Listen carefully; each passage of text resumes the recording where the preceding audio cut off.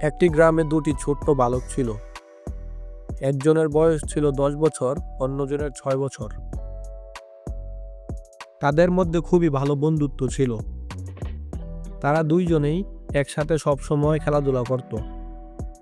একই সাথে গ্রামের বিভিন্ন জায়গায় ঘোরাঘুরি করত। একদিন বিকেলবেলা প্রতিদিনের মতো তারা খেলাধুলা করছিল। তারা দৌড়াদৌড়ি করতে করতে গ্রাম থেকে অনেকটা দূরে জঙ্গলের কাছাকাছি চলে আসলো। তারা যেখানে খেলাধুলা করছিল তার পাশেই ছিল একটি পানির কূপ। তারা খেলায় এতটাই মগ্ন ছিল যে তাদের পাশের কূপটি তারা লক্ষ্য করেনি। হঠাৎ করে দুর্ভাগ্যবশত বড় ছেলেটি কূপের মধ্যে পড়ে গেল।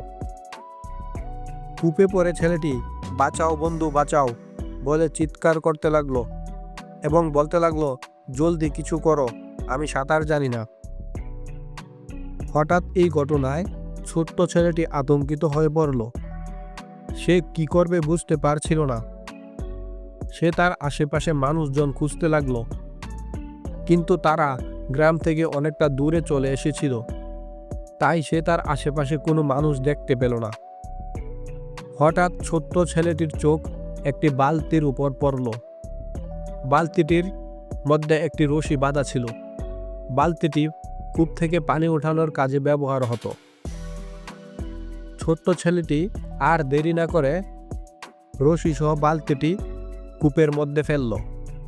রশিটির একটি প্রান্ত সে ধরে রইল এবং অন্য প্রান্তটি কূপে থাকা তার বন্ধু আঁকড়ে ধরল।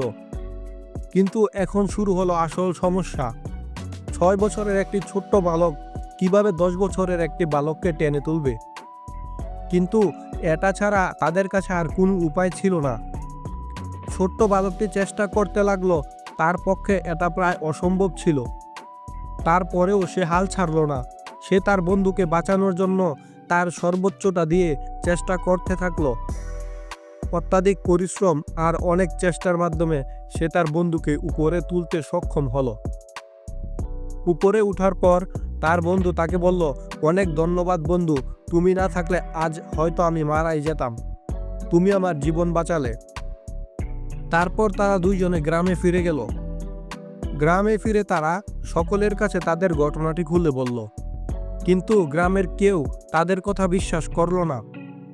সকলে তাদের উপর হাসাহাসি শুরু করলো এবং বলল, 6 বছরের একটি ছোট্ট বালক কিভাবে 10 বছরের বালককে কূপ থেকে টেনে তুলতে পারে। কিন্তু গ্রামে একজন বিজ্ঞ ব্যক্তি তাদের কথা বিশ্বাস করলো এবং সকলের উদ্দেশ্যে বলল, এই ছোট্ট বালকটি অসাধ্য কাজটি সাধন করতে পেরেছিল কারণ সেখানে এমন কেউ ছিল না যে তাকে বলবে, "তুমি এটি পারবে না, তুমি অনেক ছোট এবং দুর্বল, তোমার দ্বারা এটি করা সম্ভব নয়।" গল্পটি থেকে কি বুঝতে পারলেন?